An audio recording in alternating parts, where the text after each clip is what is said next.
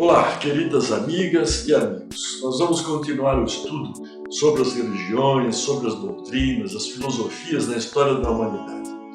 Já vimos a religião dos sumérios, do hinduísmo, a religião dos egípcios, dos persas, falamos de Zoroastro, vimos a religião dos judeus e estudamos também o budismo, uma religião não teísta. Todas elas aconteceram na Idade Antiga da história da humanidade. E todas eram politeístas, com exceção do judaísmo, que era a primeira religião monoteísta, que foi a primeira religião monoteísta da história da humanidade, e do budismo, que é uma filosofia de vida não teísta. O restante eram todas religiões, de uma certa forma, politeístas. Hoje nós vamos iniciar um novo estudo das religiões da humanidade, considerando o espírito missionário mais grandioso e iluminado que habitou entre nós, o qual, no período de 3 anos, pregou ao povo judeu o advento do reino de Deus, descortinando então a existência de um mundo espiritual, do qual falava por meio de parábolas, em função da ignorância daquele povo quando ouvia os seus ensinamentos. Quem foi? Foi Jesus de Nazaré, o Divino Mestre. Jesus nasceu em Belém, na província romana da Judéia. Naqueles tempos, o Império Romano dominava a Palestina. No tempo do nascimento de Jesus Cristo, o imperador era Otávio Augusto, imperador romano. Ele governou de 27 a.C. até 14 depois de Cristo. Quando Jesus foi crucificado e morto, o imperador era Tibério, e ele reinou desde 14 até 37 da nossa era. Eu acredito que será muito interessante, antes de estudarmos os ensinamentos de Jesus, que vão acontecer nos próximos vídeos, verificarmos como era a política e a sociedade naqueles tempos, e compreendermos um pouco da situação geopolítica, toda aquela região do Oriente Médio. Desde o ano 600 a.C., mais ou menos, o povo de Israel esteve quase sempre dominado por nações estrangeiras. Nós publicamos um vídeo sobre a história do povo judeu e vocês podem encontrar ali mais detalhes. Os egípcios, os babilônios, os gregos, os persas, olha só, hein? Desde sempre escravizaram o povo judeu. E a partir do ano 63 a.C., o domínio passou, então, a cargo do Império Romano. Vocês vejam como o povo judeu sempre sofreu desde aqueles tempos. Naquela época, o Império Romano, que foi um período pós-republicano da antiga civilização romana, era caracterizado por uma forma de governo autocrática, liderada por um imperador e por extensas possessões territoriais. Isso em volta do mar Mediterrâneo, da Europa, da África e também da Ásia, toda aquela região. Vocês podem ver no mapa que vamos projetar aqui a extensão desse domínio romano. Era por demais extenso. Roma era a maior potência política e econômica daquela época. Nós sabemos disso pela história. Em 63 a.C., quando um general de nome Pompeu conquistou a Palestina e que desde então passou a fazer parte do Império Romano, desde aquela época. A Palestina funcionava como uma província semi-autônoma, pois eram preservadas as autoridades judaicas locais mantidas ali no trabalho. Então era um trabalho do Império Romano dominando tudo, mas também utilizando ali autoridades judaicas na manutenção da ordem, da política e da economia da região. Os romanos eles mantinham o seu domínio sobre as províncias do Império a ferro e fogo, e cobravam impostos de todas as nações dominadas, com certeza. frequentemente faziam recenseamentos nas províncias para calcular se o recebimento dos impostos estava correspondendo à proporção do crescimento da população. O recenseamento feito na época do nascimento de Jesus tinha essa finalidade. Agora, o Império, ele oprimia a população por meio de inúmeras imposições, oriundas de diversos impostos, bem como pela cultura da violência, e transformavam muitos judeus em escravos e cúmplices da corrupção. O Império era auxiliado por um exército bem formado e o que aterrorizava ainda mais a população. A sua pior ferramenta não era a espada, não. Era assim a crucificação, muito frequentemente utilizada. Era uma forma de aterrorizar o povo. Assim, no tempo de Jesus, a brutalidade fazia parte da vida cotidiana. Esse foi o lugar geográfico em que nasceu, viveu e morreu Jesus de Nazaré, fazendo-se participante das esperanças e dos sofrimentos do povo. As funções das autoridades locais na Palestina romana eram distribuídas da seguinte forma. Nós tínhamos lá o Pôncio Pilatos, romano, que governava a Judéia. Herodes Antipas era o tetrarca da Galileia. E o seu irmão Filipe era o tetrarca da Itureia, que era uma área localizada a nordeste da Palestina. Eu vou mostrar um mapa aqui. E os sumos sacerdotes eram Anás e Caifás.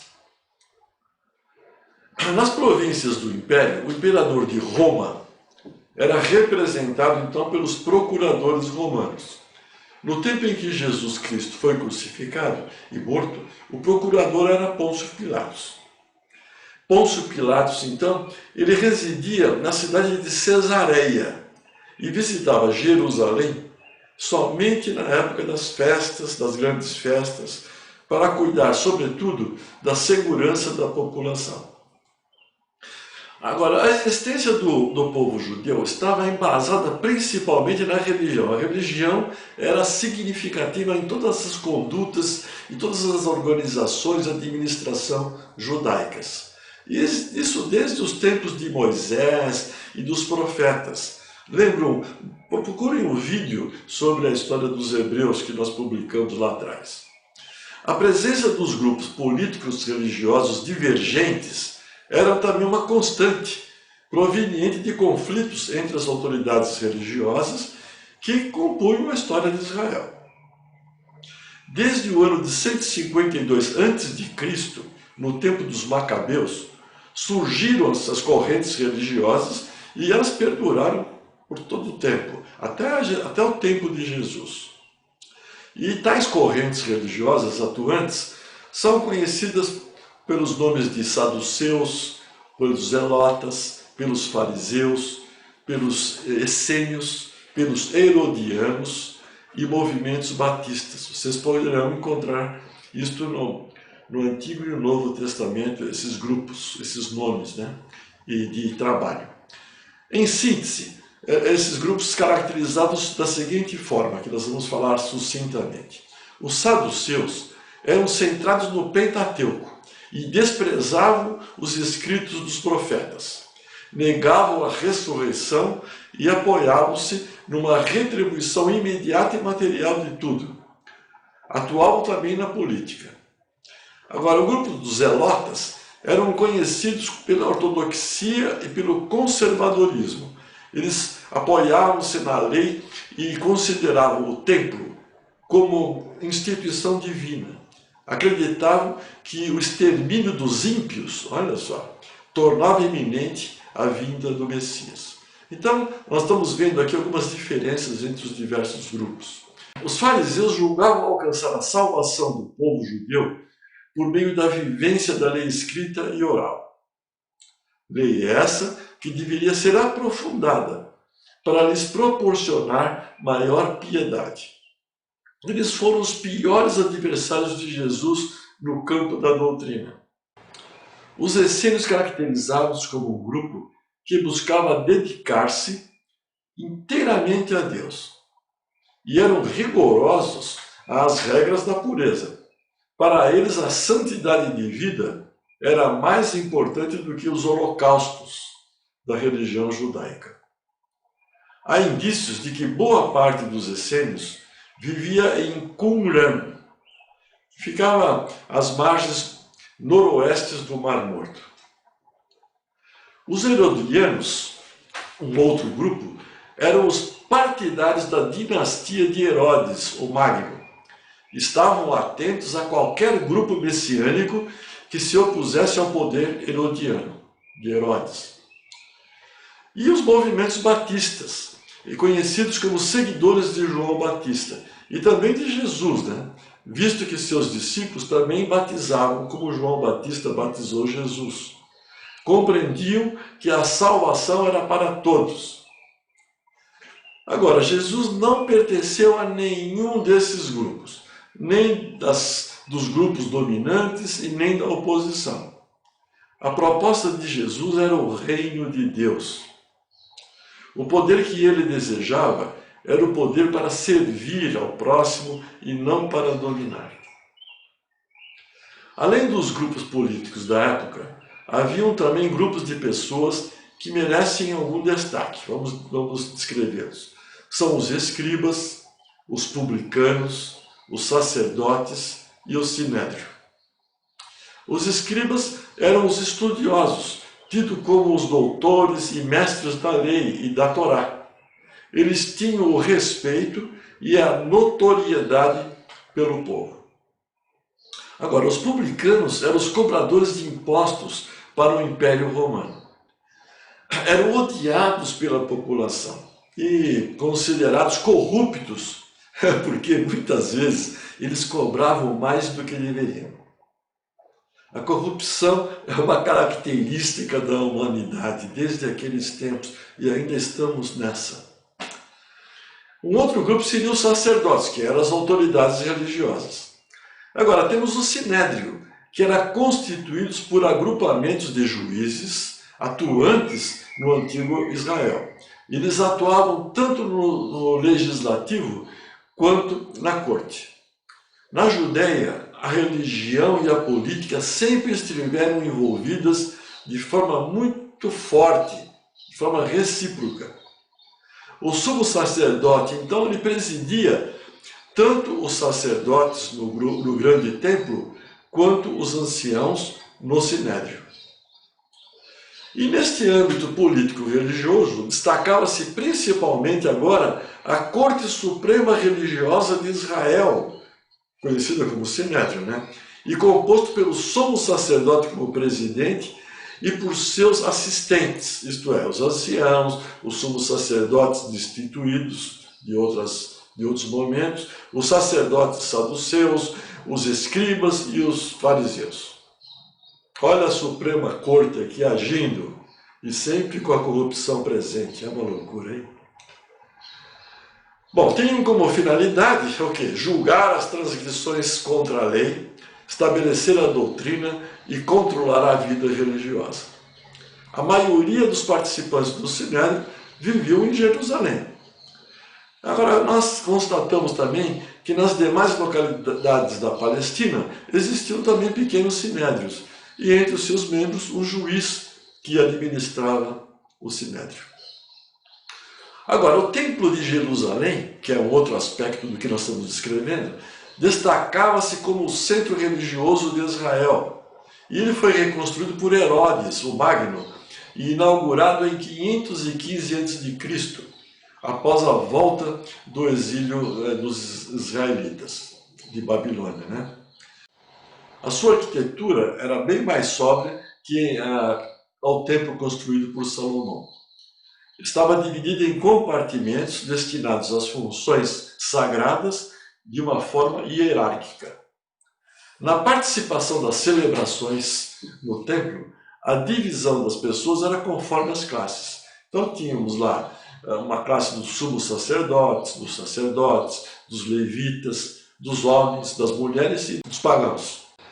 Em certas ocasiões, especialmente nas festas da Páscoa, nas festas de Pentecostes e das tendas, os judeus de todas as regiões costumavam fazer peregrinações ao templo para comemorar os grandes feitos de Deus em prol do povo judeu, libertando-o de tantas situações difíceis. No contexto político, destacavam-se os partidos políticos religiosos, que lutavam pelo poder e predomínio no meio do povo, que já citamos aqueles grupos, né? Todos eles tinham uma conotação religiosa. Entre os partidos mais fortes destacavam-se os saduceus, os fariseus, os essênios e os zelotas. Cada partido lutava para influenciar significativamente o povo. Eles queriam o domínio, sempre o poder. Algumas características diferenciavam o povo judeu dos demais povos daquela região, que viviam lá no Oriente Médio, né? Nós já descrevemos isso, mas eu vou colocar aqui algumas características. Uma primeira é o povo judeu acreditava em um único Deus, vivo e verdadeiro. Os demais povos eram todos politeístas, pois acreditavam em muitos deuses diferentes. Esses deuses, em geral, eram representados na forma humana ou de animais. O povo de exceção, ou uma crença de exceção, é o budismo aqui, que é não teísta. Um segundo aspecto, a esperança no Messias ajudava o povo judeu a caminhar na sua evolução, na sua vida. Essa esperança era muito forte, sobretudo no meio do povo mais simples e humilde. Eles esperavam o Messias. Um outro aspecto é os profetas, homens eleitos por Deus. Eles pregavam a fidelidade, a aliança e a volta da Nova Jerusalém.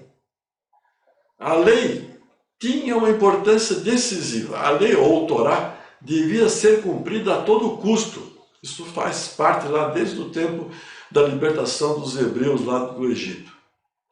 As instituições mais importantes na vida religiosa do povo era o templo, eram as festas religiosas e com destaque para a festa da Páscoa. Também a sinagoga e a guarda do dia do sábado. Instituições todas importantes. Para o povo de Israel, o templo é o lugar mais sagrado. Era obrigação absoluta para todos os adultos, isto é, a partir dos 13 anos de idade, né, recitar as orações no decurso das horas do dia. Há nas escrituras sagradas diversas passagens que confirmam essa ideia. Uma delas, talvez a mais conhecida, apresenta os pais de Jesus como bons fiéis. Eles eram judeus. Eles viviam de acordo com os mandamentos da lei mosaica e eram respeitadores dos ensinamentos e das tradições rabínicas. No segundo capítulo do Evangelho de São Lucas, José e Maria, já está descrito, né? Visitavam todos os anos o Templo de Jerusalém no período da festa da Páscoa. Em uma dessas idas, quando Jesus tinha 12 anos, aconteceu aquele contratempo que vocês já conhecem, em que José e Maria se perderam de Jesus e tiveram que retornar ao templo. E ao chegarem lá, os pais de Jesus o encontraram conversando com os doutores da lei. Vocês lembram dessa passagem, né? Todos nós lembramos. Em outro episódio, também no período da Páscoa, Jesus subiu a Jerusalém e foi até o templo.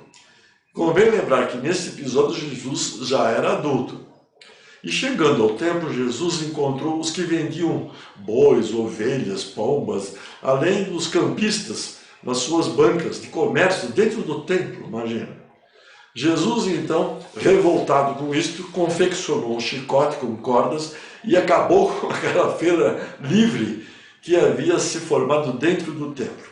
Também vocês viram as mensagens de Jesus a respeito do templo e dessas condutas inadequadas daquele povo todo. Agora, considera-se que Jesus, na constituição da sua família, tinha irmãos e irmãs. E isto está baseado nos evangelhos de Marcos e de Mateus, também outros escritos que eu vou citar. Os textos do Novo Testamento mencionam literalmente a presença dos irmãos de Jesus, e que são citados como Tiago, José, Judas e Simão. Agora, de acordo com a doutrina da perpétua virgindade de Maria, os cristãos, com o tempo, na evolução dos escritos do Novo Evangelho, do Novo Testamento e de vários outros escritos, eles passaram a considerar os irmãos de Jesus como sendo filhos de José, de um outro casamento, argumentando que os irmãos e irmãs, na verdade, eram primos de Jesus. Vocês estudem lá a formação do cristianismo na fase bem logo após a crucificação de Jesus, e vocês vão ver toda essa confusão que existe conforme este ou aquele historiador que estuda as religiões e dos religiosos em si. É uma velha questão, é um tema de discussões, sobretudo porque temos ali historiadores e doutrinas com diferentes opiniões sobre o assunto. Em várias passagens do Novo Testamento, como eu já falei, Mateus, Marcos, temos também em Atos, em Coríntios, nos Gálatas, os irmãos de Jesus aparecem como membros importantes da primeira comunidade cristã. A questão tem como pano de fundo, agora é uma coisa importante, né? O dogma da Igreja Católica Apostólica Romana e de todas essas vertentes do cristianismo, que desde o quarto concílio de Latrão afirma a virgindade de Maria, a mãe de Jesus. Portanto, Jesus nasceu de uma mãe virgem. Esta é a colocação. Então, para algumas religiões, no caso aí do cristianismo, a concepção de Maria é tida como um milagre através da ação do Espírito Santo. Este fato explicaria o quê? Uma fecundação assexuada. Agora eu vou colocar algo para vocês pensarem. Entretanto, segundo a doutrina espírita, que é uma vertente do cristianismo, é a mais nova vertente, não existem milagres. Todos os acontecimentos fazem parte da lei natural do Criador, da criação de tudo que existe. É uma colocação. Deus, em sua infinita perfeição, criou as leis, as normas que devem acontecer. E não há a necessidade do Criador realizar milagres para provar a sua grandiosidade. O fato de Jesus ter sido gerado de forma milagrosa, segundo esses conceitos religiosos, contraria as vias normais de reprodução. E na doutrina espírita, esta é uma questão relevante, uma vez que a reprodução humana faz parte das leis naturais de Deus. A ciência também não aceitaria o nascimento de Jesus de uma virgem, com certeza.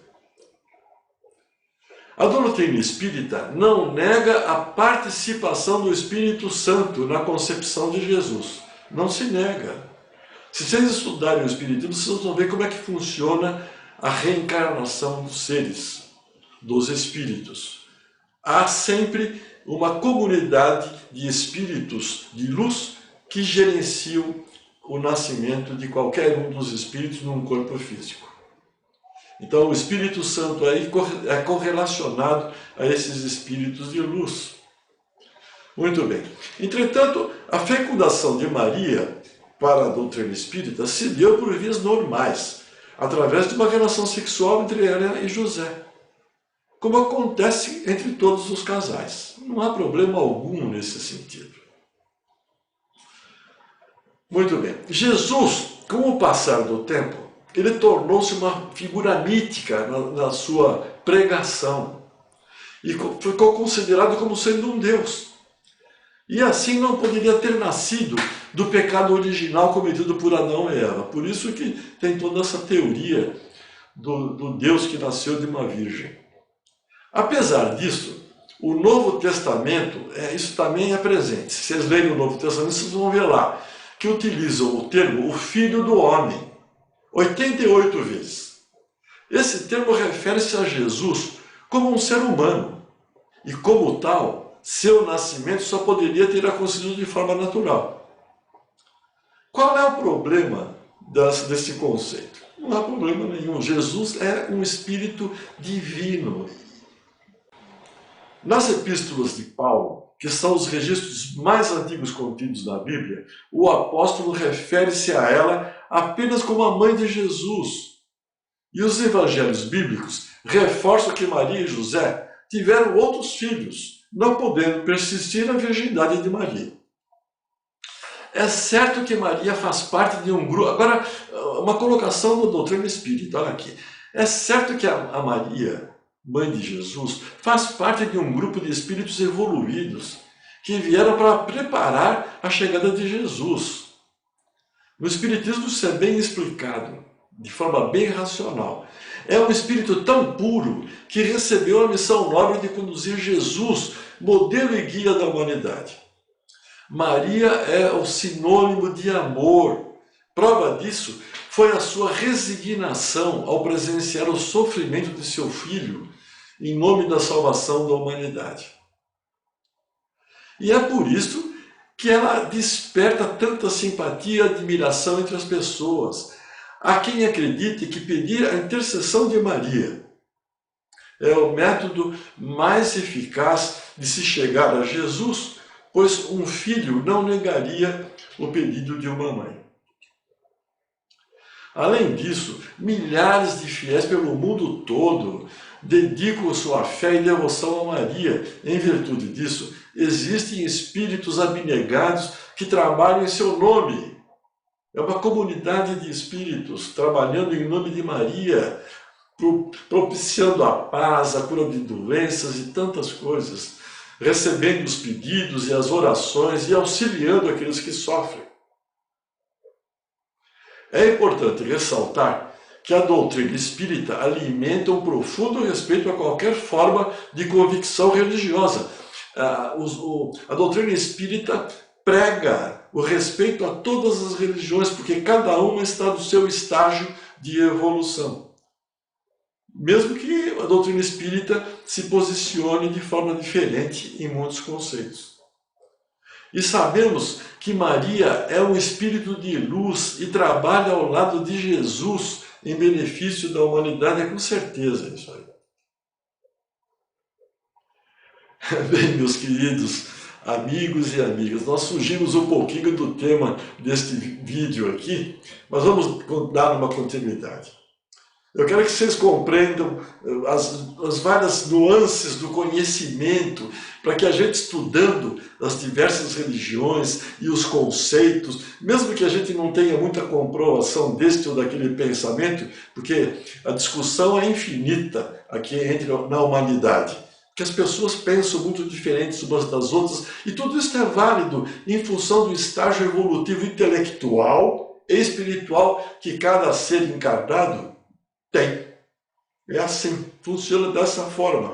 Por isso que nós temos uma vertente desta religião, uma vertente daquela religião, uma vertente política daqui, uma vertente política dali, e há toda essa situação de divergências, de corrupção, e não compreende as mensagens de Jesus que nós vamos apresentar nos próximos vídeos.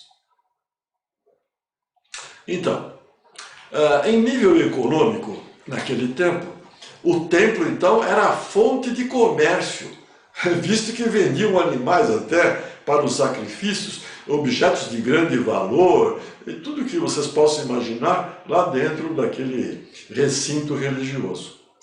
O sumo sacerdote ficava com a maior parte do lucro. Olha lá como é que é o negócio, hein, meu? Essa realidade comercial formou-se um meio de corrupção, principalmente entre as autoridades máximas de Israel. É uma loucura, hein? Em termos da agricultura, então nós temos lá o trigo, as figueiras, as oliveiras, as vinhas, que constituíam a base da alimentação. No que diz respeito ao âmbito industrial, destacavam-se as construções, a fiação, a tecelagem, a indústria do couro, a cerâmica, o betume e o artesanato também de luxo. Foi neste contexto que viveu Jesus de Nazaré. Além de iniciar o seu ministério apresentando ao povo judeu uma nova proposta de vida fundada no amor pela verdade. O Nazareno atraía pessoas de todas as classes sociais e hierárquicas, pois trazia na sua doutrina o selo da verdade. Enfrentou constantemente adversidades por parte dos judeus, principalmente lá por meio dos fariseus. Vocês podem encontrar isso nos escritos do Novo Testamento.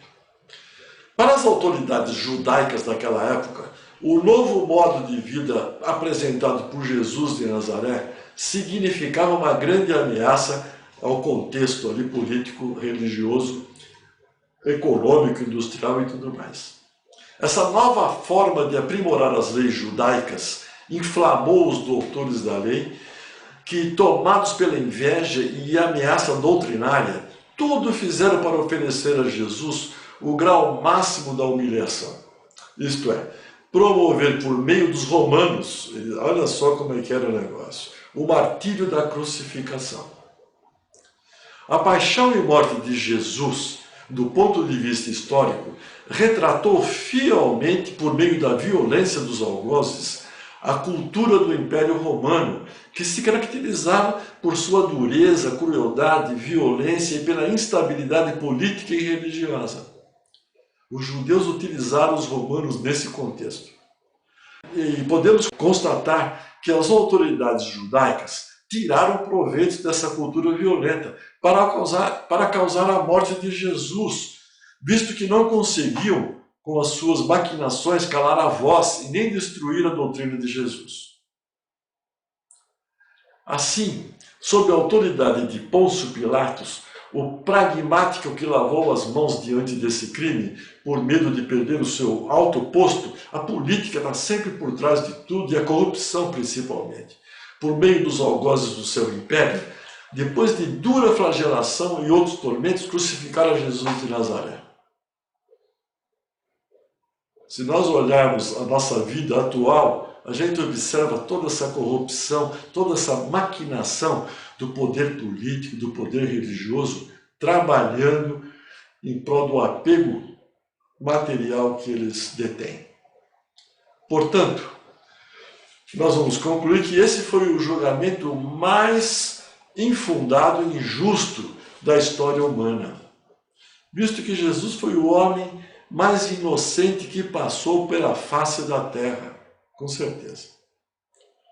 A história nos mostra que os ensinamentos de Jesus ressoam até hoje, lógico, né? E que nem os gritos da modernidade atual conseguem silenciá-la. Muito bem, meus amigos, minhas amigas, eu espero que com esse relato bem simples e sucinto, possamos ter a oportunidade de entender as circunstâncias políticas, religiosas e culturais na Palestina daquele tempo durante a vida de Jesus Cristo e o jugo do Império Romano sobre o povo judeu. Nos próximos vídeos, nós iremos estudar as mensagens deixadas por Jesus.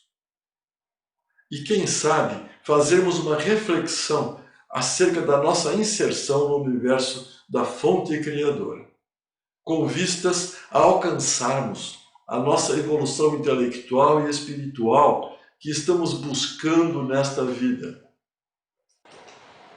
Então, caríssimos amigos e amigas, até breve. Compartilhem, vamos juntos e misturados, estudando as doutrinas religiosas e praticando a fraternidade universal e o amor incondicional como meta. Nos próximos vídeos nós vamos escrever as mensagens de Jesus, mas eu vou ficar livre e desligado de rótulos religiosos. Eu tenho essa liberdade nesses vídeos, senão eu não estaria tomando o meu tempo para apresentar isso. Eu quero passar uma experiência pessoal a respeito das mensagens de Jesus no trabalho evolutivo, intelectual e espiritual de cada um de nós, que é um trabalho individual, independe de rótulos religiosos. Vocês vão ver os vários vídeos que nós vamos publicar a respeito de Jesus e vocês vão compreender aonde eu quero chegar. Então, meus queridos amigos, o Deus que habita no meu coração saúda o Deus que habita no seu coração. Namastê.